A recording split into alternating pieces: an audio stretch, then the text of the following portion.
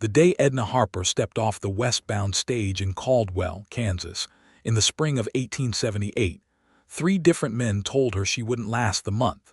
She remembered each of their faces. A heavy-set banker with red cheeks who looked at her single traveling trunk and laughed through his nose. A rancher with sun-cracked lips who told her the prairie would swallow a woman alone before the first hard frost. And a young deputy who didn't even bother to look her in the eye when he said that the land out here didn't care about back east manners or back east hopes, and that soft women learned that lesson fast and bitter.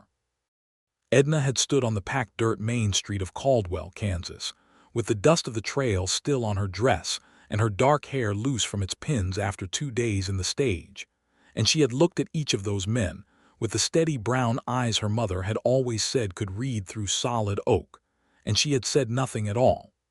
She had picked up her trunk herself, walked down the street to the land office, and bought 40 acres of grassland 2 miles east of town before sundown. She was 26 years old. She had $140 left after the land purchase. She had never plowed a field in her life. She did not consider turning back once. The story of how Edna Harper came west was not complicated, though it was painful. She had grown up in Columbus, Ohio, in a household of careful, respectable poverty. Her father had worked in a dry goods warehouse and her mother had taken in mending. There had been enough to eat and enough kindness between them to make the house feel full, but there had never been surplus, never been ease. And when her father died of a fever in the winter of 1876, the small margin of comfort the family had maintained collapsed with startling speed. Her mother remarried within the year, a practical and joyless decision, and her new stepfather made it quietly but clearly understood that Edna, at 25, unmarried and unwilling to be grateful, was not a permanent fixture in the household. There had been a man in Columbus, a clerk named Howard, who had wanted to marry her but who had a habit of explaining things to her as though she were slow, and whose mother had told her plainly that a wife's opinions were ornamental at best. Edna had declined, with a politeness that cost her considerably, and Howard had married a quieter woman the following autumn. The land advertisement had appeared in the Columbus Dispatch in January of 1878. The Federal Homestead Act was still drawing settlers west, and a land broker out of Wichita had placed a notice describing available parcels in the rich grasslands of southern Kansas, with a small existing homestead structure on one of the plots. The price was low because the previous claimant had abandoned the land after 2 dry summers, and because the structure was, the advertisement admitted with unusual candor, in need of considerable repair. Edna had read that advertisement 4 times before she cut it from the paper. She had spent 3 months saving and selling and arranging, and then she had gotten on the stage and come west, and she had not permitted herself to be afraid until the night she first slept in the abandoned homestead on her 40 acres, lying on the dirt floor under 2 wool blankets with the wind rattling the single-shuttered window, listening to the vast and indifferent darkness of the Kansas prairie, and feeling very small indeed. But small was not the same as broken, and she had known the difference her entire life. The homestead was worse than the advertisement had described. The main structure was a single-room soddy, a house built from cut blocks of prairie sod, which was the standard construction method on the treeless Kansas plains. The walls were thick and solid enough, but the roof had partially collapsed on one side. The door had come off its leather hinges, and 3 seasons of neglect had allowed a family of rabbits and what appeared to be a significant portion of the local prairie mouse population to take up residence inside. Edna spent her first 2 days evicting the wildlife, clearing debris, and taking inventory of what she had to work with. She had her trunk of clothing and linens, a cast-iron skillet and a small pot, a good hunting knife, a box of matches, a sack of cornmeal and dried beans, a hatchet, and a copy of the Prairie Farmer's Guide to Successful Homesteading that she had purchased in Wichita for 15 cents and already read twice on the stage. She fixed the door first, working the leather hinges back into their frames with the patience and precision she had once applied to her mother's finest mending. And when she pulled it shut at dusk on her second evening and felt it hold, she sat on the floor of her soddy and allowed herself exactly 5 minutes of crying before she wiped her face on her sleeve and started reading the guide's chapter on roof repair by firelight. The people of Caldwell were not unkind, precisely. They were simply practical people in a hard country, and most of them had seen enough hopeful newcomers fail and leave that they had long since stopped investing much expectation in anyone's survival. Mrs. Dora Pullman at the general store was the most openly skeptical, a compact woman of 50 with sharp eyes and a decades-long familiarity with everything that could go wrong on the southern Kansas plains. She sold Edna nails and lumber and oilcloth for the roof repair without comment, but she watched her with the focused attention of someone waiting to witness an inevitable fall. Old Amos Garrett, who ran the livery stable and knew more about the local land than anyone, told her flatly that 40 acres was not enough to run cattle and too much to manage as a garden, and that she should think carefully about what she intended to do with the land before she spent more money improving the structure on it. Edna asked him what the previous owner had tried to grow. Amos said wheat, both times, and both times the dry summer had taken it. Edna asked him what grew on its own out there, and Amos squinted at her and said grass. Long grass, good grass, buffalo grass and bluestem and Indian grass mixed together, and said it with a slight emphasis that told her he thought this information was of no practical use to her. She thanked him, bought a serviceable gray mare she named Thursday for no particular reason that she ever explained to anyone, and rode out to look at her land again. It was only when she stood in the middle of those 40 acres in the late April afternoon light, with the wind moving the long grass in slow, rolling waves all the way to the horizon, that she understood what she was looking at. The grass was not the problem. The grass was extraordinary. It grew thick and deep-rooted and lush in the way that grass grew on land that had never been broken by a plow, rich with the accumulated organic wealth of uncountable seasons. The previous owners had made the mistake of trying to fight the land's nature rather than work with it. Edna did not intend to make that mistake. She wrote 2 letters that evening, one to a man in Abilene whose name she had found in the Prairie Farmer's Guide as a supplier of good breeding stock. One to her mother in Columbus, though she kept that letter short and said very little about the actual condition of her circumstances, because the last thing she needed was her mother's new husband writing back to tell her to come home. She began repairing her roof the next morning. It was during the second week of May that she first met Albert Collier properly, though she had seen him before.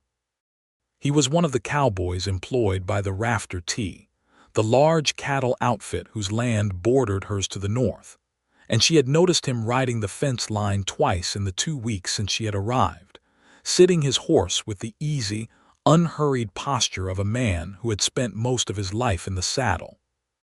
He was perhaps 28 or 29, lean and long-limbed with a sun-darkened face and dark brown eyes under the brim of a battered hat, and both times she had seen him, he had pulled up at the property line and watched her work for a moment before touching his hat brim and riding on without speaking.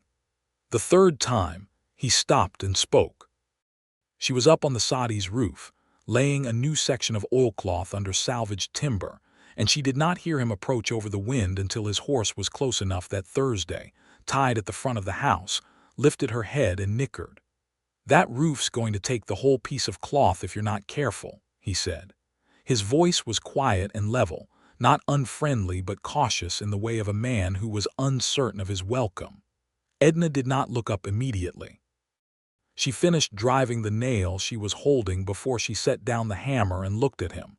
"I have 2 more pieces," she said. He took that in without comment, looking at the roof with the focused assessment of someone who actually knew what he was looking at. "That center beam is cracked," he said. "Further back. It'll hold through the summer, but it'll come down in winter." She followed his line of sight and saw immediately that he was right. She had been focused on the front section and had not looked that far back with enough care. The irritation of having missed it was briefly strong, and she set it aside. "Where do I get a replacement beam this size out here?" she asked. "There's a mill in Wellington, 20 miles south, or you could ask at the rafter T. We keep extra timber in the supply barn." He paused. "I could check with the foreman." She studied him for a moment. His expression was straightforward, offering help the way a person offered help when they genuinely thought it was needed rather than when they wanted something in return. But she had learned to be careful with that particular distinction. "Why would you do that?" she asked. Something moved in his expression that was not quite a smile but was close to one. "Because your roof is going to fall down in November," he said, "and that seems like an unfortunate outcome when it doesn't have to be." His name was Albert Collier. He had come up from Texas 4 years earlier with a trail drive and had stayed on at the rafter T when the drive ended, because the land in southern Kansas had suited something in him that he couldn't entirely articulate. He was, she learned over the weeks that followed, the kind of man who said exactly what he meant and nothing additional, who did careful work with his hands and had a particular gift for reading the land and the weather, and who had apparently decided sometime in early May that Edna Harper's survival was a matter of personal concern to him, though he was too careful and too respectful to be anything but useful about it. He brought the replacement beam on a Saturday, hauled in his wagon with 2 other rafter T hands who helped him lift it into place, and said very little to Edna beyond polite greetings. Albert himself worked quietly and efficiently, and when it was done, he declined her offer of coffee with a courtesy that was not dismissive, but that maintained a careful distance, and he left before she had fully processed how much better she felt about the state of her home. She thought about him that evening in a way that she found somewhat inconvenient. The subject of what Edna intended to do with her 40 acres became, over the summer of 1878, a topic of considerable interest in Caldwell. She had written to a breeder in Abilene about a small herd of cattle, but cattle required water, reliable water, and her land had a seasonal creek that the previous owner had apparently relied on, and that ran thin and unreliable through the dry summer months. She had spent 3 weeks in June studying the land on foot and on Thursdays back, walking every acre of it multiple times in different weather and at different times of day, until she understood the topography the way she understood the lines of her own hand. Then she had dug a well, not alone. She had hired 2 men from town for the digging, paying them fairly from her rapidly shrinking funds, and the well had hit water at 22 feet. It was good water, clean and cold, and the day it came in Edna had stood at the rim and looked into the darkness and felt something shift in her chest that was almost entirely relief, and only a little bit like tears. Mrs. Pullman at the general store told 3 people about it the same day and seemed genuinely, if grudgingly, impressed. With water secured, Edna began acquiring cattle. Not many, not yet. 6 head to start, 3 cows and a bull and 2 young heifers that she bought at a fair price from a homesteader east of town who was selling out and going back to Missouri. She built a small corral with timber she purchased on credit from the Wellington mill, a debt she wrote down carefully in a small ledger she kept with the precision of someone who had grown up understanding exactly what debt could do to a family. The cattle were work of a kind she had never done before, and she made mistakes, real and costly ones, in those early months. She lost one of the heifers to a broken leg in a prairie dog hole, and spent 2 sleepless nights convincing herself that the loss did not mean she was failing. She learned to doctor basic ailments from a thin veterinary manual and from the patient, unhurried advice of Amos Garrett at the livery, who had, over the summer, quietly revised his assessment of her staying power without ever saying so directly. Albert came by on his off days, which were Sundays and occasional Saturdays when the rafter T's schedule allowed. He would stop and look at whatever problem she was currently working through, and he would offer advice if she asked and sometimes if she didn't, though he had learned quickly that offering unsolicited advice to Edna Harper required a certain degree of precision, because she was perfectly willing to disagree with him and was frequently right when she did. She liked that he could take being corrected without shrinking from it. Howard in Columbus had been constitutionally unable to acknowledge error without first establishing 3 reasons why it wasn't really his fault. Albert simply listened, reconsidered, and adjusted, the way a man did who was more interested in getting things right than in being seen to be right. She also liked the way he talked about the land, not with the acquisitive calculation she heard from most men when they discussed property, but with a quality that was almost affectionate, as though the prairie were something he had a personal relationship with. He told her once, while they were sitting on the top rail of her corral watching a storm come in from the northwest, that the Kansas grassland was the most underestimated landscape in the country because everyone wanted mountains or rivers or forests and no one stopped to notice what 40,000 acres of healthy prairie actually was. "It's everything," he said. "It's the base. Without the grassland, nothing else exists. The buffalo lived on it. The cattle live on it. The topsoil that feeds the wheat that feeds half the country was built up over thousands of years by the grass growing and dying and growing again. And everyone treats it like it's just the empty place you pass through to get somewhere more interesting." Edna watched the lightning walking across the horizon, still far enough away that they could sit outside without concern, and thought that she had never heard anyone talk about grass the way Albert Collier just had, and that she was finding it unreasonably moving. "That's the most words I've ever heard you say at once," she told him. The edge of his mouth moved. "I feel strongly about grass," he said. She laughed. It surprised her, how genuinely she laughed, and the sound of it seemed to surprise him too, because he turned and looked at her with an expression she filed away carefully, the way she filed away important information in her ledger, to be returned to when the time was appropriate. The storm came in from the northwest with the dramatic suddenness that Kansas storms were famous for, and they scrambled off the fence rail and got inside, and Edna made coffee on her small stove, while the rain hammered the repaired soddy roof, and the thunder walked across the plains in long, heavy strides, and they sat at her one small table and talked for 2 hours about nothing in particular and everything important.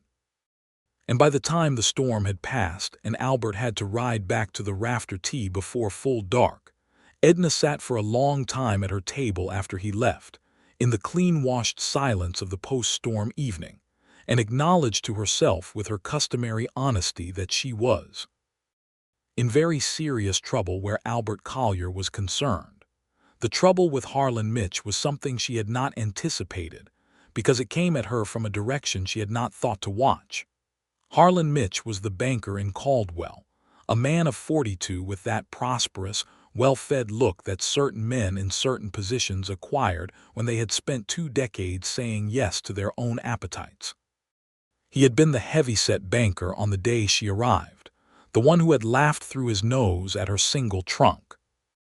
He had apparently continued to find her plans amusing right up until the point when it became clear that they were not failing, at which point his amusement had quietly converted into something else. He had stopped by her property twice in August, both times under the pretext of passing through, and both times he had made comments about her land with a proprietary tone that she had noted but had not yet understood. On his 3rd visit, in the first week of September, he had made his intentions clearer. He had offered to buy her land at a fair price, he said, though the figure he named was less than she had paid for it. When she declined, he had shifted to a longer speech about the difficulties facing a single woman attempting to run a cattle operation alone, with a particular emphasis on the word alone that she did not care for. "I manage well enough," she said. "So far," he said, and smiled in the way of a man who considered himself to be offering a warning that she was too stubborn to properly appreciate. She did not tell Albert about Harlan Mitch's visit immediately, partly because she was not certain yet what exactly it meant, and partly because she did not want him to feel that she needed rescuing. But she told Dora Pullman, because Dora Pullman knew everything that happened in Caldwell and could identify a pattern in 15 words that would take anyone else a full conversation. Dora listened without interrupting, which was not her usual habit, and then she said, with a flatness that communicated a great deal, "He did that to the Hendersons, too, 3 years back. Made them an offer, they said no, and 2 months later there was a problem with their water rights that nobody could quite explain, and they sold in November." Edna considered this carefully. "What kind of problem?" she asked. "The kind that involves men on horseback and documents at the county seat that may or may not have been filed correctly," Dora said. Edna went to the county seat in Wellington the following week, on a Tuesday, and spent 4 hours in the land records office making absolutely certain that every document relating to her 40 acres was properly filed, correctly dated, and recorded in duplicate. The clerk, a thin young man who seemed unaccustomed to anyone taking this much interest in procedural detail, was helpful under the pressure of her focused attention, and confirmed that everything was in order. She rode back to Caldwell feeling better but not entirely easy, and she finally told Albert that evening, when he came by and found her sitting outside the soddy in the evening light with the Henderson story running through her head. He listened to all of it without interrupting, which was the thing she had come to trust most about him. He did not jump ahead of her to offer solutions before she had finished describing the problem. He sat on the step with his hat on his knee and let her talk, and his face was calm throughout, though she had learned by then that Albert Collier's calm face was not the same as his unconcerned face, and what she was seeing was concentration. "He's going to move on the water," Albert said when she finished. "That's what he did with the Hendersons, and that's what he'll do here because the well changes the value of the land. You had a water rights filing done with the rest of the deed." She had confirmed it that morning in Wellington. "Then he'll need to falsify something," Albert said, "and that means he'll need someone at the county level who's willing to help him do it." He was quiet for a moment. "There's a man in Wellington, George Hale, who does land law, honest man. I'd write him a letter and keep a copy of everything." "I already started the letter," she said. Albert looked at her for a moment with that expression she had filed away from the evening of the storm, and this time she didn't file it away. She looked back at it directly, honestly, the way she tried to look at everything honestly, and felt the warmth of it move through her with a thoroughness that left her somewhat breathless. "Of course you did," he said quietly, and there was something in his voice that was not quite pride but was related to it, something that was personal and careful and offered without demand. George Hale wrote back within 10 days. He confirmed that her filings were correct and offered to retain a copy of all her relevant documents in his Wellington office at no charge, simply because, he wrote, he had seen Harlan Mitch's methods before and found them objectionable. Edna wrote him a long letter of thanks and felt the specific satisfaction of having solved a problem before it fully materialized. Harlan Mitch did not visit her property again in September. She watched for him nonetheless. The fall of 1878 came in slowly, with warm days holding late into October, and the grass going golden and amber in ways that Edna found genuinely beautiful, though she was too busy to spend much time simply looking at it. Her small herd had grown to 9 head with the birth of 2 calves, and she had made arrangements to sell 3 steers to a buyer coming through in November, which would bring in enough to cover her lumber debt and leave a small margin. She had also, with considerable effort, and the consultation of the Prairie Farmers Guide's chapter on supplementary income, planted a kitchen garden in the spring that had produced, through the summer and into the fall, a quantity of vegetables far beyond what she could use alone. She had sold the excess to Mrs. Pullman at the general store, who had acknowledged, with the grudging fairness of someone who respected competence even when it inconvenienced her previous judgments, that Edna's garden produce was the best quality she had seen that summer. The garden and the initial cattle sale combined to bring her through the fall in a financial position that was still careful but no longer precarious, and on the evening she balanced her ledger, and saw that the numbers came out right. She sat for a long time at her table in the lamplight and thought about what it meant to have built this here, with these hands, in this hard country that 3 men had told her would break her. She thought about what she wanted next. She had been honest with herself about Albert for weeks.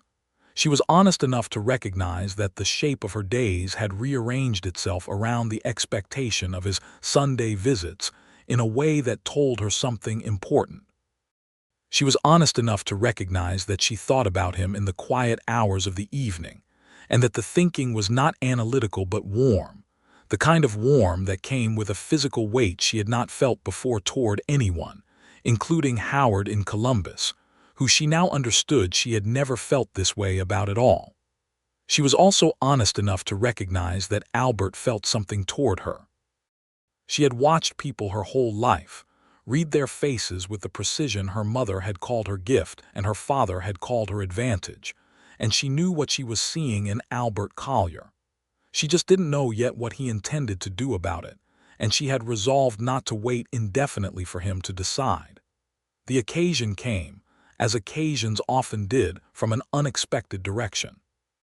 In the second week of October, the Rafter Tea held their fall gathering, which was the term for the large social event that the ranch's owner, a broad-shouldered man named Edmund Tackett, hosted every autumn for the local ranchers, homesteaders, and townspeople. It was held in the Rafter Tea's large equipment barn, with the equipment moved out and hay bales arranged in rows and a fiddle player brought up from Wellington, and it was, by the standard of Caldwell social life, a considerable event.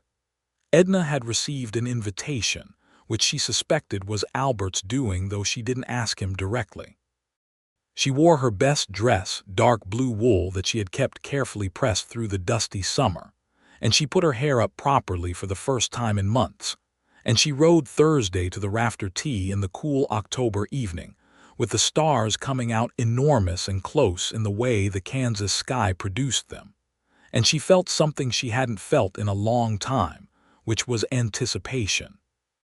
Albert was standing near the barn door when she arrived, and she watched him see her from 30 feet away and go very still for a moment in the particular way of a man who has just recalibrated something fundamental. He walked over to help her with Thursday, which was unnecessary and they both knew it, and he looked at her in the lamplight from the barn door and said, with a quietness that was different from his usual quietness, "You look very fine, Edna." She had prepared herself for various possibilities, but the straightforwardness of it and the soft seriousness with which he said it took her somewhat off guard. "Thank you, Albert," she said, and meant it in more ways than the words directly covered. The evening was, by any measure, wonderful. The fiddle player was genuinely talented, a gray-bearded man who played with the energy of someone 30 years younger, and the dancing was enthusiastic and unsophisticated in the way of people who didn't dance often and so took full advantage of the opportunity. Edna danced twice with men she knew from town and once with Edmund Tackett himself, who was a decent dancer and who said to her, without preamble, that she had impressed him considerably with what she had done with that 40 acres, and that he had told Harlan Mitch in no uncertain terms in August that he would take a personal interest in any interference with legitimate homesteaders in the area. He said it with the directness of a man who had no patience for oblique communication, and Edna thanked him with equal directness, and felt the last of her concern about Harlan Mitch settle and subside. She danced the fourth dance with Albert. He was not a polished dancer, but he was steady and careful, and he held her with the respectful, conscious attention of a man who was very aware of the weight and warmth of the person in his arms. They didn't talk much during the dance itself, because the fiddle was loud and the barn was noisy, but they were close enough that talking wasn't the primary form of communication available to them, and Edna found that what she felt in that proximity was a certainty so clear and uncomplicated that it was almost a relief. After the dance, they stepped outside together because the barn was hot and the October night was cool and brilliant, and they walked a short distance from the barn lights and stood in the dark and looked at the sky, and Albert said, "I need to tell you something." She waited. "I have been trying," he said slowly, choosing the words with the careful attention he gave to everything he did, "to be respectful of your independence. Because you have built something remarkable out here and you did it yourself, and I know what that means to you, and I would never want you to think I was taking that from you or crowding you out of the space you've earned." He paused. "But I think about you every day, not just when I come out to your property, every day, and I wanted you to know that." Edna looked at him in the starlight for a moment, at the careful, serious face and the dark eyes that were watching her with an honesty that matched her own. "Albert," she said, "I am not a woman who needs a man to be timid on her behalf. What I need is a man who means what he says and says what he means and treats me as an equal." "That's exactly what I want to do," he said. "Then you can stop being careful," she said, and stepped toward him. He kissed her with the quiet deliberateness that characterized everything he did, and she kissed him back with the wholehearted directness that characterized everything she did. And the October night was cold, and the stars were enormous, and the sound of the fiddle came faint and warm from the barn. And Edna Harper stood in the darkness of the Kansas prairie and felt the specific, irreplaceable sensation of arriving somewhere she had not known she was heading, but that was, unmistakably, exactly right. They walked back into the barn holding hands, and Dora Pullman saw them and said nothing at all, but her expression, for the first time in Edna's acquaintance with her, was something close to pleased. November came with cold authority. The first hard frost arrived on a Tuesday night and was heavy enough to silver everything by morning, and Edna stood in her doorway at dawn and looked at her acres in their frost-white coat and thought about how different this landscape looked from what she had seen when she arrived in the spring, and how much she had come to love it in all its forms. The cattle sale went smoothly. The buyer came through on a Thursday as arranged and paid her fair money for 3 steers, counting out the bills with the impersonal efficiency of a man who bought cattle often and saw no need to make conversation about it.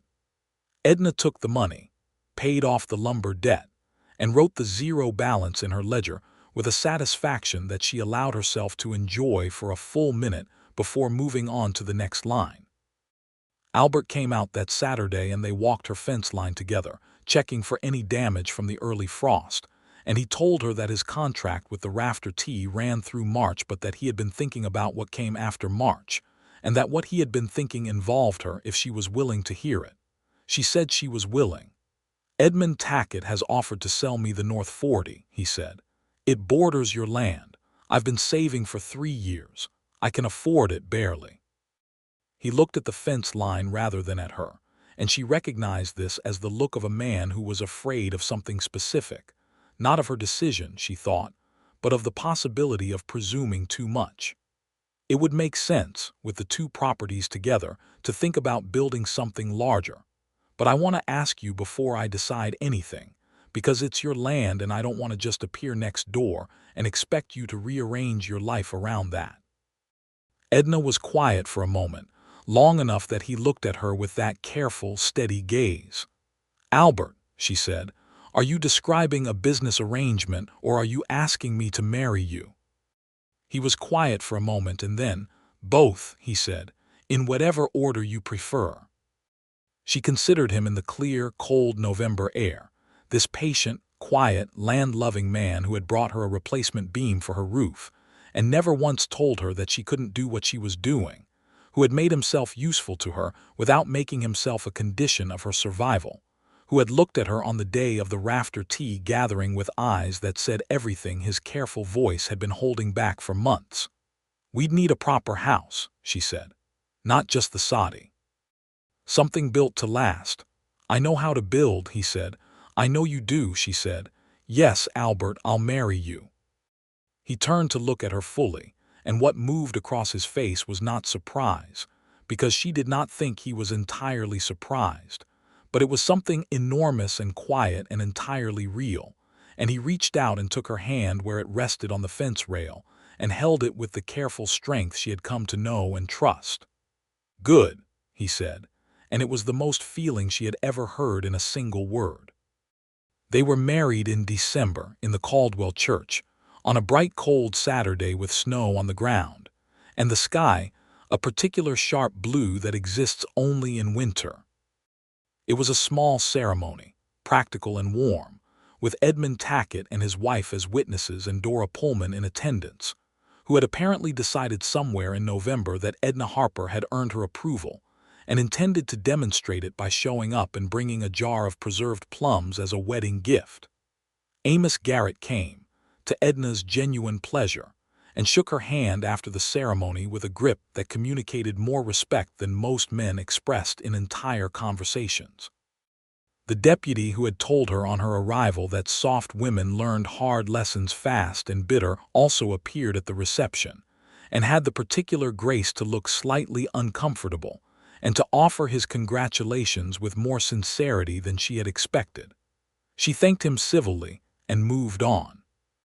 Albert's kiss at the end of the ceremony was brief and warm, because they were both fundamentally private people and were in a church full of the town's population. But his hand was solid and certain in hers as they walked out into the December air together, and the feeling of that solidity was something she thought she could spend a very long time getting used to.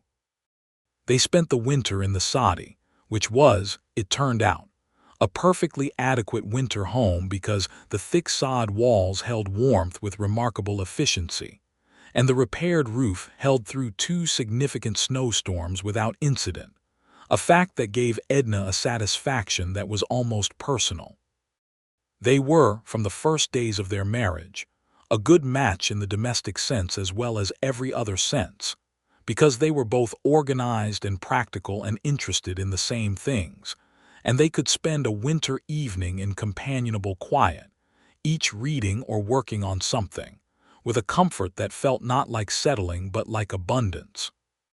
Albert was also, she discovered with some delight, a genuinely good cook, having learned to feed himself on the trail drive up from Texas, and having continued to expand his skills out of what appeared to be simple interest. He made a beef stew that winter that she told him was the best thing she had eaten since she left Ohio, and he told her the secret was in the timing of the onions, and she wrote it down in the back of her ledger because it seemed like information worth keeping. They talked every night. About the land, about the cattle, about what the combined 80 acres could support, and what they wanted to build there. Albert had knowledge she didn't have, about cattle breeding and land management, and the rhythms of the plains through all the seasons, and she had knowledge he didn't have, about accounting and planning and the careful allocation of limited resources, and together they had a complete picture that neither of them had separately. She recognized this quality of complementarity and valued it, not because she had needed someone to complete her, because she had not needed that, but because the collaboration produced something larger than either of them alone. In March, Albert completed his purchase of the North 40 from Edmund Tackett, and their property became 80 acres of good Kansas grassland with a well and a seasonal creek and 113 feet of fence that they walked together on the Sunday after the final papers were signed, in the early March wind with the first suggestions of green coming up through the dead winter grass. "What are we going to call it?" Albert asked. She had thought about this. "Harper Collier," she said. "Both names." He looked at her from under his hat brim. "Not just Collier. I built the first 40, she said. "I'd like it to know that." He was quiet for a moment. "Harper Collier," he said. "That's good." And she could hear that he meant it entirely, that it wasn't a concession but an agreement, and she loved him for it with an immediacy that was still, months after the gathering in October, capable of surprising her. Spring came to the Harper Collier property with the particular extravagance of a Kansas spring, which moved fast and changed daily and smelled of wet soil and new grass, and the particular clean sharpness of thunderstorm air. They began building their house in April, a proper frame house, not a soddy, because they had saved through the winter, and because Albert had contracted with a Wellington mill for lumber at a good price, and because Edna had decided that she intended to live here for the rest of her life, and wanted a house that reflected that intention. It was a practical house, 2 rooms to start with a clear plan for a third, with a real wood floor and proper windows and a porch that faced east to catch the morning light. And Albert built it with the unhurried precision he brought to everything he built. And Edna worked alongside him on everything she could manage, learning the properties of lumber and nails and plumb lines with the same methodical attention she had brought to the veterinary manual and the prairie farmer's guide. Dora Pullman came out to see it when the frame was up, because word had gotten around town, as it always did, and she stood in the spring sunlight and looked at the structure with her sharp, experienced eyes and said, "Well," which from Dora Pullman was as close to extraordinary as compliments got. The house was finished by July.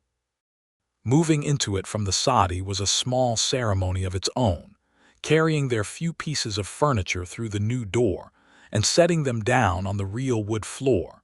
And Edna stood in the main room on the first evening in the yellow lamplight and looked at Albert sitting at their proper table, and thought about the woman who had stood on the main street of Caldwell 14 months ago with dust on her dress and $140 in her pocket and a dead certainty that she was going to make this work, and felt a fullness so complete it had no adequate name. She went and sat beside him, and he put his arm around her with the natural ease of a man who had been holding his particular person for long enough that it had become the most natural posture in the world. "The banker who told me I wouldn't last a month is still in town," she said. Albert considered this. "Has he bothered you since the fall?" "No." Edmund Tackett apparently made himself clear, and I think George Hale's involvement took the rest of the wind out of his sails. She paused. "I don't wish him ill, I just think about him sometimes when something goes right." Albert was quiet for a moment. "He was wrong," he said simply. "He was spectacularly wrong," she agreed, "and I find that satisfying." Albert made a sound that was his version of a laugh, which was low and brief and genuine, and she leaned her head against his shoulder, and they sat for a long time in their new house on their 80 acres in the Kansas evening, with the door open to catch the summer breeze, listening to the prairie settle into night. Their first child was born in April of 1880, a boy, which delighted Albert in a way that he was slightly embarrassed about displaying too openly, though he was not successful at concealing it. They named him James William Collier, after both their fathers, and Edna was grateful for the wide bed in the real house, which was considerably better for the purpose of childbirth than the soddy floor would have been. Dr. Marcus Hawley, who had established a medical practice in Caldwell the previous year, attended the birth with competence and calm, and told Edna afterward that she was the most composed woman he had ever delivered, which she accepted as a compliment while privately thinking that composure was a somewhat relative term for what she had actually felt during the process. Albert was so careful with James in the first days that it was almost comical. This man who handled cattle and lumber and horses with easy confidence going entirely still and taut whenever he was asked to hold the baby, as though the baby were a thing that might shatter. It took him a week to relax, and then he relaxed completely, and the sight of Albert Collier sitting in the evening light with his infant son asleep against his chest, and the same focused, present attention on his face that he brought to everything he loved, was something Edna memorized thoroughly and kept. The Harper Collier property in 1880 was not the same place it had been when Edna arrived with her single trunk and her hatchet and her prairie farmer's guide. The herd had grown to 32 head, well-bred and healthy, fed on the deep, rich grass that Edna had understood from the beginning was the real wealth of the land. They had added a proper barn and a hay storage building and an extended vegetable garden that now supplied produce to Pullman's general store on a formal arrangement that generated consistent income through the growing months. The soddy still stood. Edna had decided to keep it, not out of sentiment, though there was some sentiment in it, but because it was a solid structure that served well as a storage building, and because she thought it was important to be able to look at where she had started. Caldwell itself had grown in those 2 years because the cattle trail traffic continued, and because the town had attracted several new businesses and a second church and a proper school building, which Edna followed with particular attention. She had been writing letters to the county school board for 8 months about the need for a qualified teacher, and when the position was finally filled in the fall of 1880 by a young woman named Clara Bassett, fresh from a teacher training school in Topeka, Edna had gone to meet her on the day she arrived with the specific intention of making sure she felt welcomed enough to stay.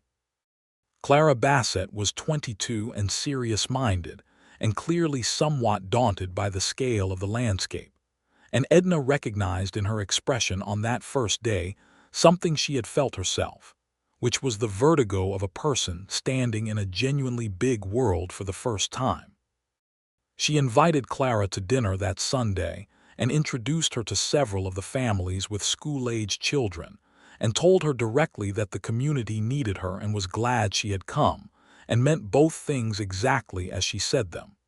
Clara stayed. She was still in Caldwell 7 years later, married by then to the telegraph operator, and with 2 children of her own in the school she ran, and she told people sometimes that Edna Collier's dinner invitation in the first week had been the thing that decided her. Albert, for his part, had made a name for himself in the area for his knowledge of cattle and land, and Edmund Tackett had come to him twice in 1880 for advice about rafter tea management decisions, which Albert gave freely, and without emphasizing the fact that Tackett was asking a former employee for guidance. He had a quality that Edna admired deeply, which was the absence of the particular vanity that made many men unable to share knowledge without requiring credit for it. In 1881, Harlan Mitch left Caldwell. The specific circumstances of his departure were a matter of some local discussion, but the most reliable version, which came from George Hale via a letter to Edna, was that a formal investigation into his land dealings had been opened at the county level, triggered by a complaint from a homesteading family near the Oklahoma border, whose water rights had been interfered with in precisely the manner Dora Pullman had described with the Henderson family. The investigation had not resulted in criminal charges, because evidence was difficult to establish at the legal standard required, but the inquiry had been enough, combined with what Edna understood to be direct pressure from Edmund Tackett and several other substantial landowners, to make Mitch's position in Caldwell professionally untenable. He sold his bank and left for Dodge City, which seemed to Edna like an appropriate destination. She wrote Dora Pullman a note that said only, "I understand Caldwell has a vacancy at the bank," and Dora wrote back that she thought the incoming banker was a considerable improvement, and that she hoped Edna was satisfied, and Edna wrote back that she was very satisfied indeed. The winter of 1882 was the hardest in memory on the southern Kansas plains, a sustained cold that began in November and held through March, with snowstorms that shut the roads for days at a time and temperatures that tested every structure and every system the homesteaders had built. The Harper Collier property came through it because they had prepared well, with hay stores laid in generously, and the barn insulated with additional sod bales along the windward walls, and because Albert had constructed the cattle's winter shelter with the particular attention to wind direction that came from 4 winters on the Kansas plains. They lost 2 cattle to the worst cold snap, a loss that was real and painful, but it was 2 out of 38, and they knew homesteaders who had lost much more. They spent those months in their warm house with James, who was nearly 2 and in the full, energetic astonishment of a child discovering words, and used them with an enthusiasm that gave both his parents considerable joy and, occasionally, considerable laughter. Edna was pregnant again through that hard winter, far enough along by March that the question of whether Dr. Hawley could reach them if the roads closed was a genuine consideration. She was calm about it in the practical way she was calm about things that were real and possible and had to be managed, and she read everything available on the subject of what to do if medical assistance wasn't available, and she made Albert read it too. And when the baby came in April with the roads open and Dr. Hawley present, she was grateful for the good timing and genuinely entertained by the expression of absolute relief on Albert's face when everything concluded well. The second child was a girl. They named her Ruth Eleanor Collier, and she arrived with a vigor that immediately established her as a person of decided opinions, which Dr. Hawley said was a good sign and Albert said he had expected, given her mother, with an affection that was so warm and open that Edna put her hand on his face and said, "That is the most married thing you have ever said." And he turned his face into her palm and she felt him smile against it. The years that followed were the years of building, not just buildings but the texture and substance of a life. Their herd grew, carefully and selectively, because Edna had read everything published on cattle breeding and had specific ideas about the qualities she wanted to develop in their stock. And the Harper Collier cattle became known in the area for soundness and quality, which translated to consistently better prices at market. They added the third room to the house in 1883, and in 1884 they built a larger barn with a hay loft and a proper tack room, and in 1885 they hired their first regular hand.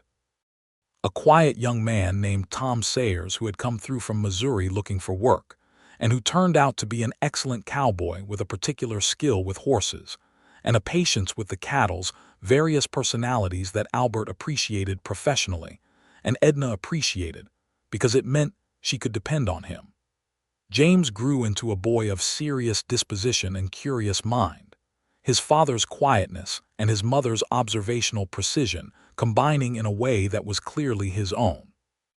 He spent hours at the fence watching the cattle with focused attention and asked questions about everything, and Edna answered all of them with the thoroughness they deserved, because she believed very strongly that the way you answered a child's questions told them whether or not knowledge was something they were entitled to.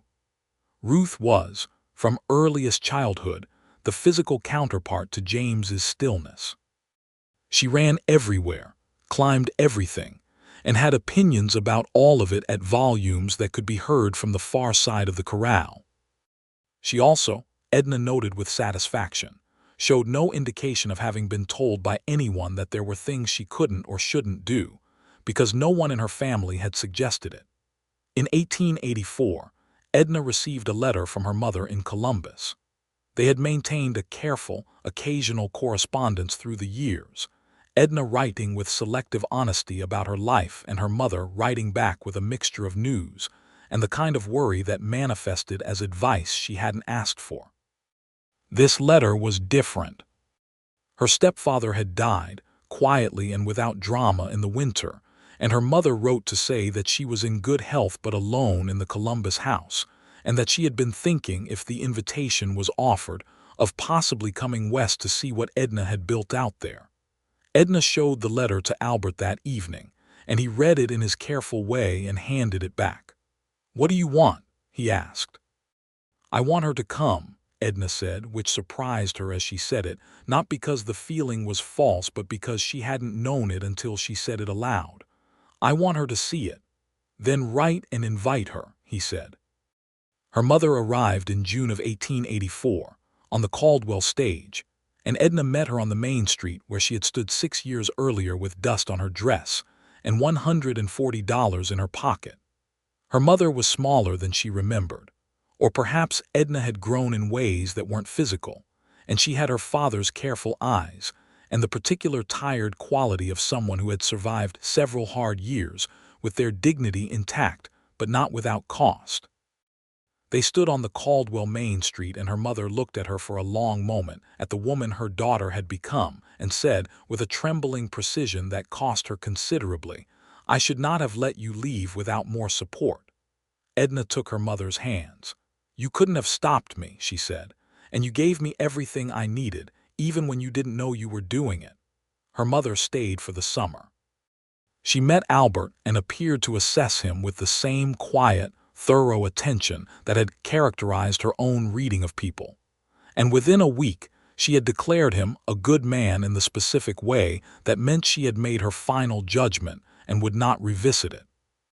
She played with James and Ruth in the afternoons, and told them stories about Ohio in the evenings. And she sat with Edna in the mornings on the east-facing porch in the summer light, and drank coffee, and talked in the unhurried, honest way that had not really been available to them when Edna was still living under a roof, partly controlled by a man who found her inconvenient. Her mother did not go back to Columbus. When the summer ended, she wrote to arrange the sale of the Columbus house and the shipment of her remaining belongings, and she took up residence in a room in the Caldwell boarding house that she furnished with her own things and made into something that was clearly, entirely hers. She became, over the following years, a presence in the town that was hard to categorize but easy to value, a woman who sewed beautifully and had opinions about everything, and was willing to share both skills with equal generosity. The fall of 1885 brought a development that Edna had been watching for 2 years. The railroad came to Caldwell, and with it, the possibility of moving cattle to market without the expense and difficulty of the long trail drives that had defined the cattle business in Kansas for the previous 2 decades. The Harper Collier property was well positioned to benefit from this, and Edna had been preparing for it, building the herd specifically toward the quality and size that would make direct rail shipping economically significant. The first shipment in the fall of 1885 was 41 head, more than they had ever sent at once, and the price per head was better than any local sale they had made, because the rail market connected them to buyers in Chicago and Kansas City who were paying prices the local market couldn't match.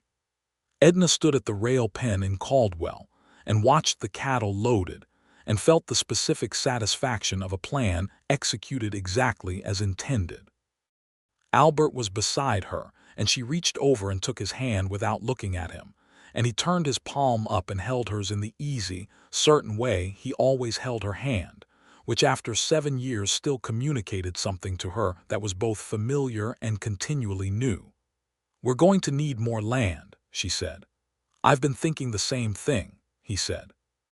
They purchased an additional 20 acres to the south in 1886 from a family returning to Indiana, and Albert negotiated the price with a patience and directness that got them a fair deal, and Edna filed all the paperwork at the county seat in Wellington herself, as she always did, because she had never stopped believing that a woman who understood her own legal position was a woman who couldn't be easily dispossessed of it.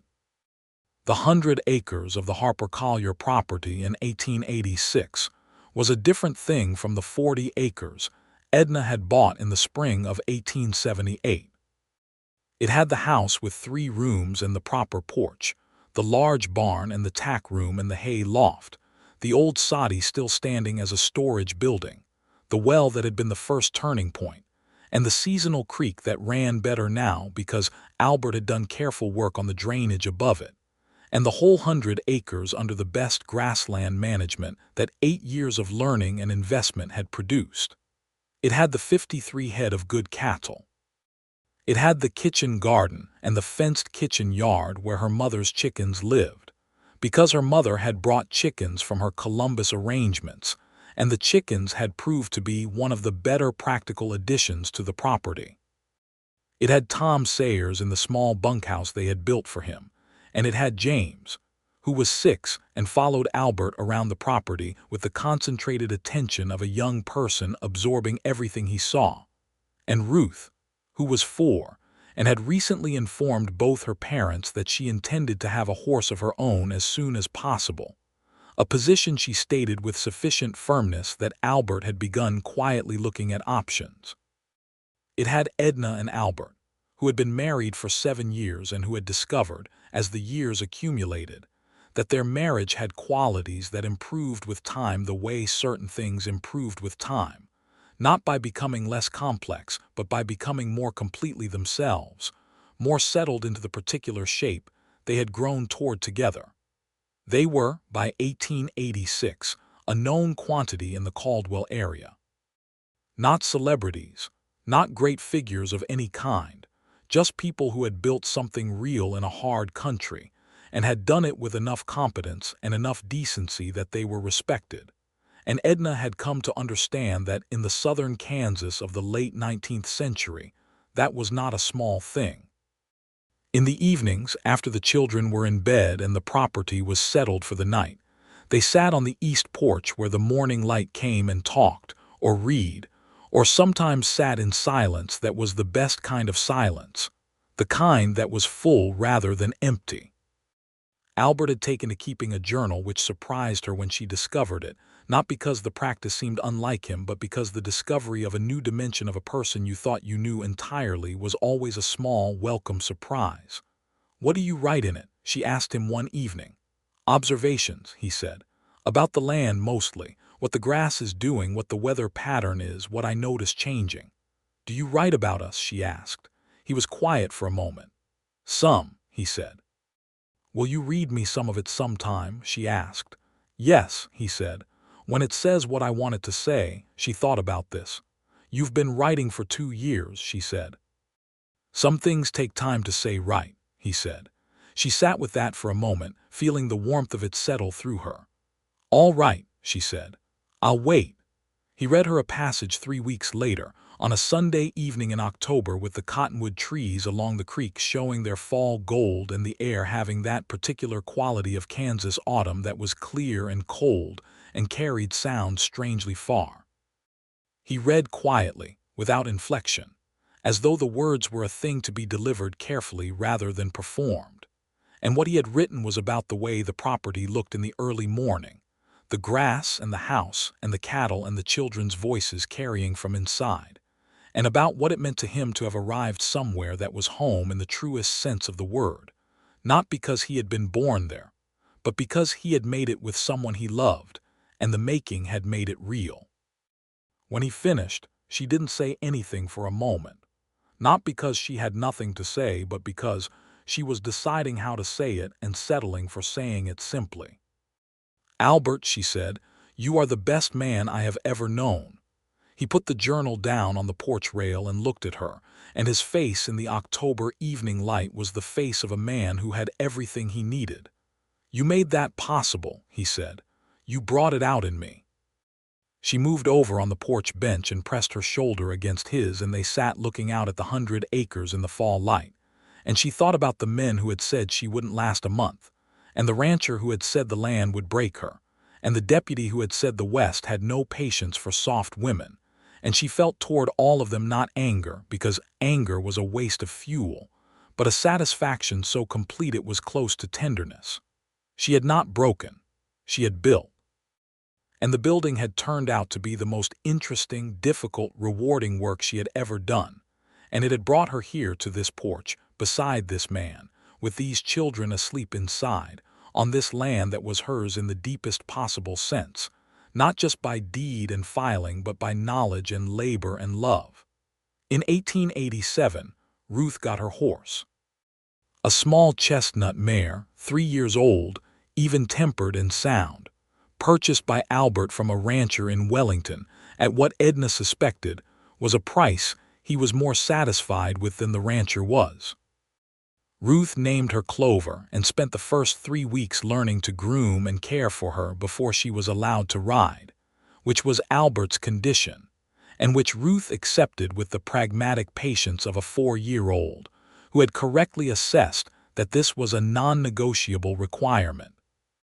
The day Ruth rode Clover for the first time, in the corral with Albert walking alongside and James sitting on the top fence rail watching with his father's focused attention, Edna stood at the corral gate and watched her daughter on horseback and felt something move through her that was pride and something beyond pride, the particular emotion available only to parents watching their children become more fully themselves. Her mother was there too, standing beside Edna at the gate, and she put her hand on Edna's arm and said nothing, because nothing needed to be said. James started school in the fall of 1887 in Clara Bassett's classroom, and took to it with the intellectual hunger Edna had expected and Albert had hoped for. He was reading by Christmas and doing sums that Clara reported with genuine pleasure, and Edna spent the evenings working with him on his letters and his numbers with the same thoroughness she had applied to the Prairie Farmer's Guide 9 years earlier, because she believed that the quality of attention you gave to a child's education communicated to them how much the education mattered. Albert had begun, by 1887, to help other homesteaders in the area in the specific, practical way he helped people, not with lectures or opinions, but with presence and knowledge when they needed it.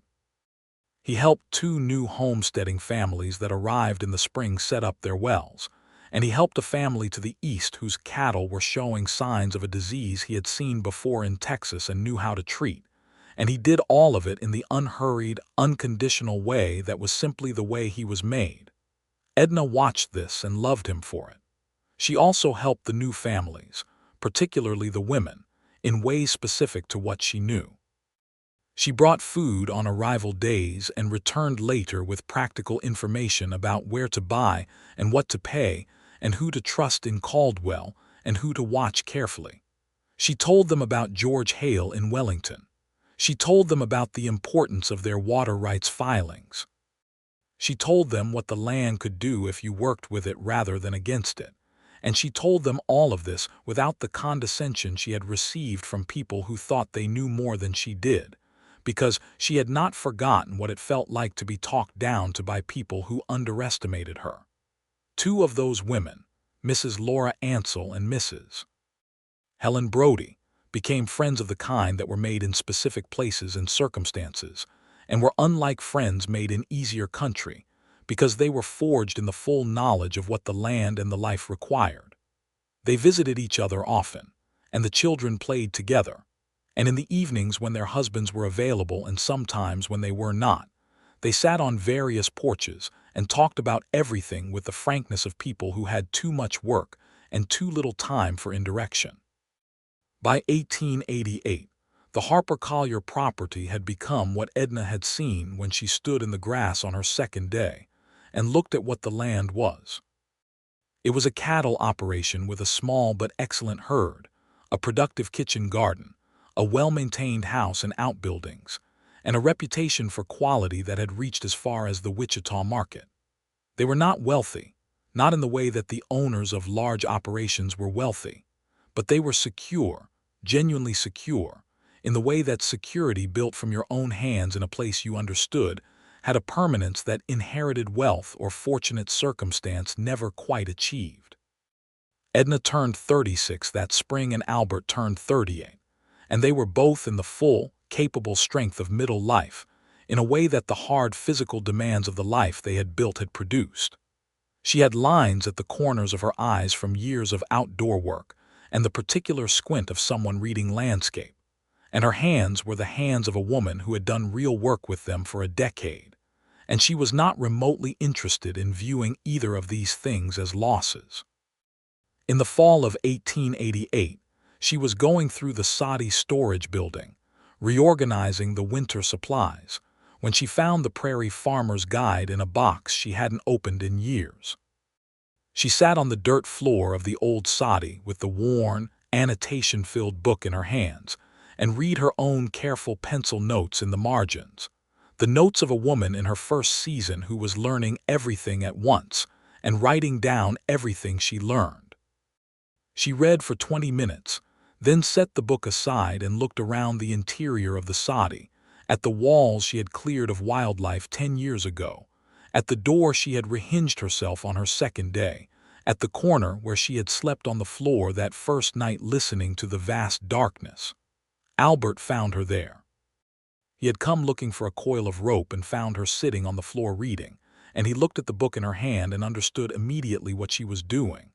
He sat down on the floor beside her with the easy, unself-conscious way he had always had of moving into her space, and she leaned her head against his shoulder and said, "I was very frightened that first night."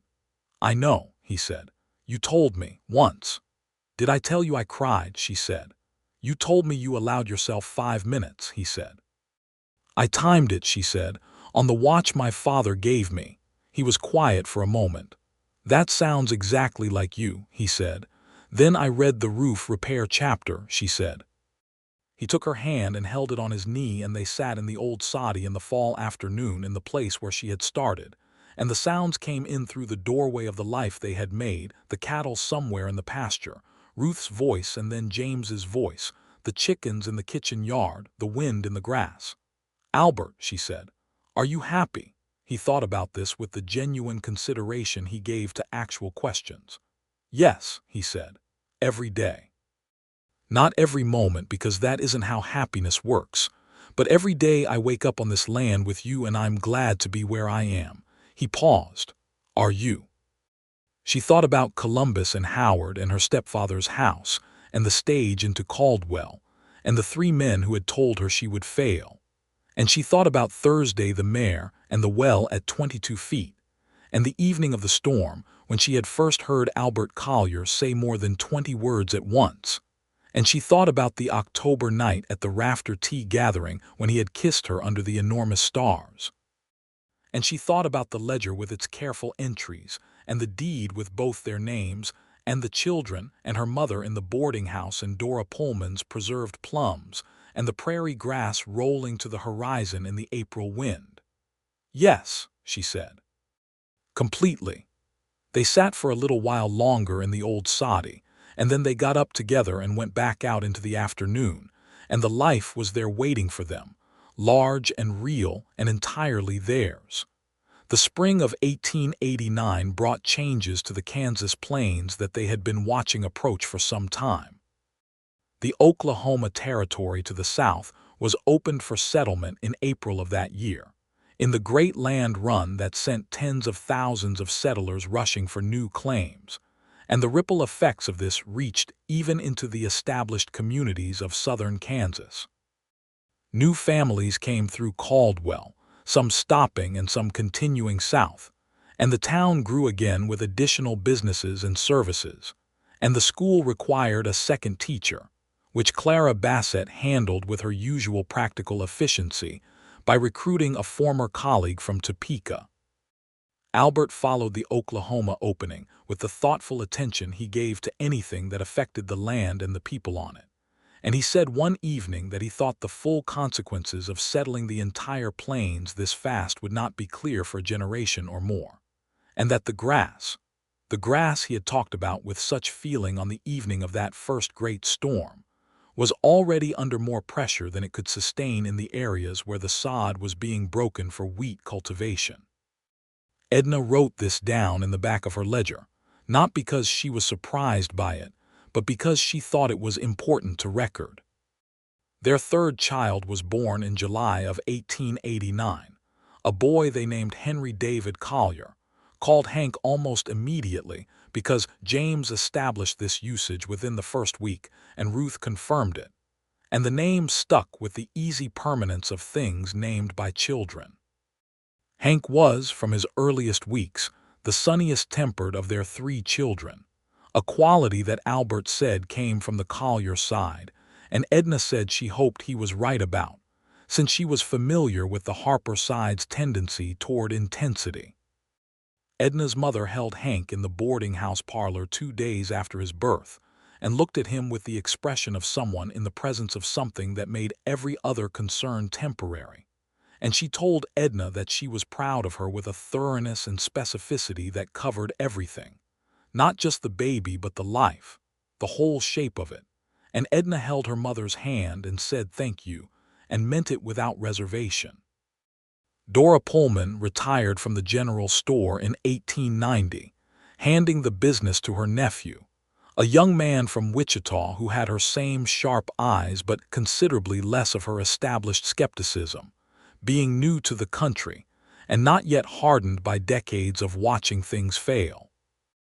Dora herself remained in Caldwell in her house on Elm Street and continued to have opinions about everything with undiminished energy, and she and Edna's mother had developed, over the years, a friendship of mutual respect based on the shared quality of being women who said what they thought and found each other's directness restful rather than exhausting.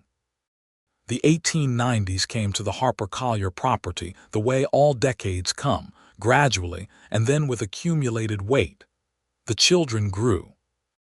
James turned 12 in 1892 with the serious, steady quality that had always been his, and that was becoming more itself with age. A boy who loved the land with an intellectual passion that had led him to beg for every agricultural manual and scientific text that Edna could source, and who had begun keeping his own journal of observations in the manner of his father, which he did not mention to either parent, but which they both knew about, because they could see him doing it on the porch in the evenings.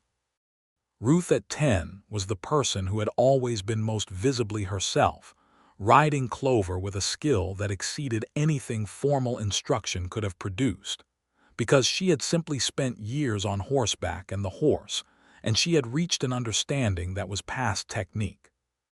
She had her mother's brown eyes and her father's unhurried confidence, and she had already developed the habit of reading everything she could find about horses specifically, a focus that Tom Sayers said was going to make her an exceptional horsewoman if she stayed with it, which no one who knew her doubted she would. Hank at 4 was the youngest and the most social, a child who liked people with the uncomplicated warmth of someone who had yet to encounter a reason not to, and who followed James around the property in the same way James had followed Albert, with the same focused absorption. Albert at 42 was the same man Edna had married, more thoroughly himself than he had been, if that was possible, with the additional quality that came from a decade and a half of genuinely living in a place, rather than just occupying it. He knew the 100 acres of the Harper Collier property the way he knew his own body, intimately and without effort, and the land responded to that knowledge in ways that were not mystical but were real, the way any system responded well to being properly understood. He had also, Edna noticed, become someone that young men starting out on the plains came to when they didn't know what they were doing, in the same way that Amos Garrett had been that resource for her generation. He gave advice with the same without condition quality he always had, and he received thanks with a slightly embarrassed brevity that made clear he was more comfortable being helpful than being thanked. In 1892, they repainted the house for the first time.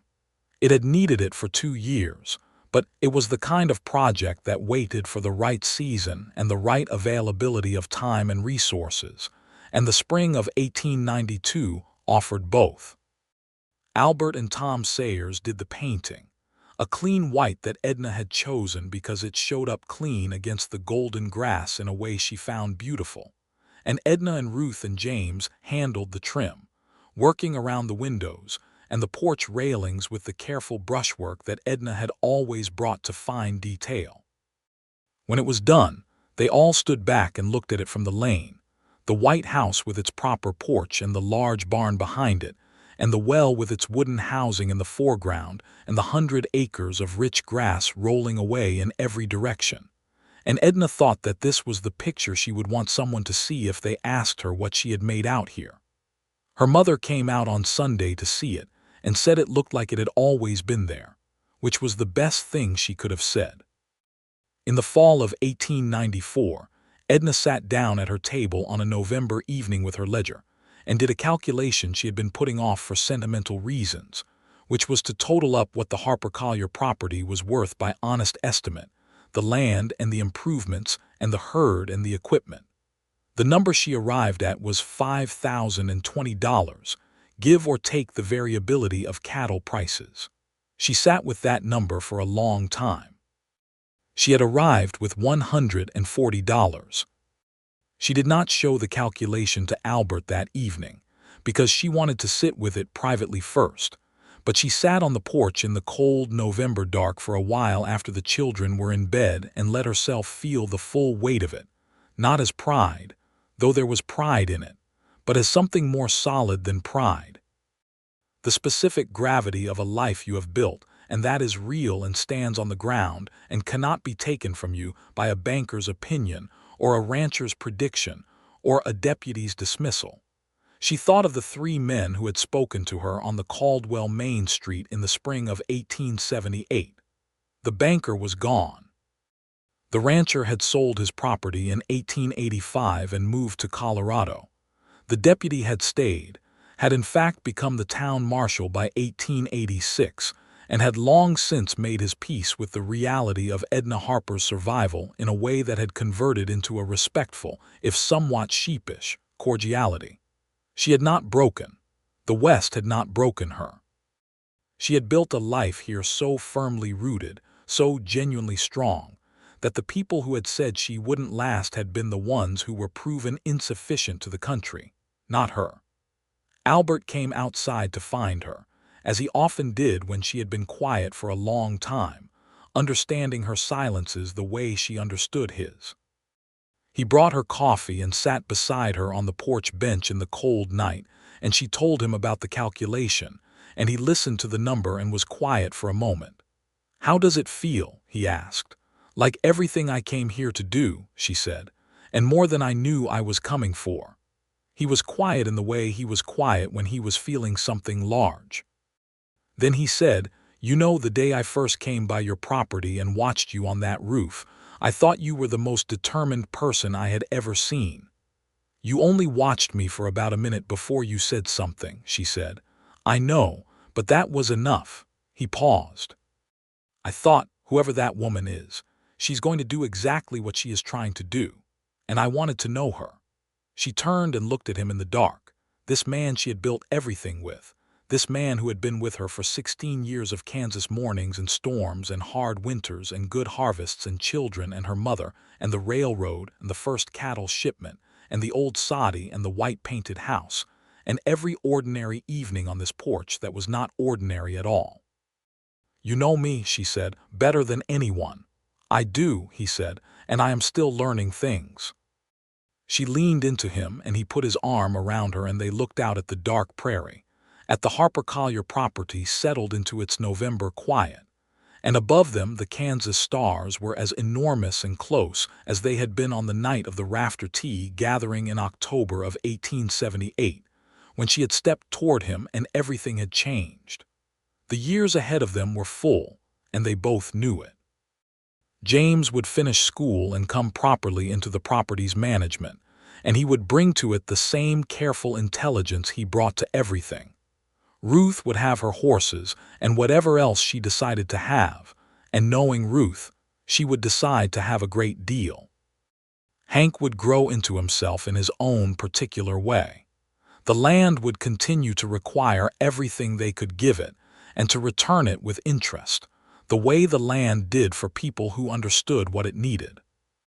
And they would sit on this porch on evenings that accumulated into years, and the prairie would show them every season it knew, every variation of sky and grass and weather, the summer thunderstorms and the spring green and the golden fall and the hard, clean cold of winter, and all of it would be theirs in the way that only the things you have fully committed to can ever be. Edna Harper had been told the West would break her.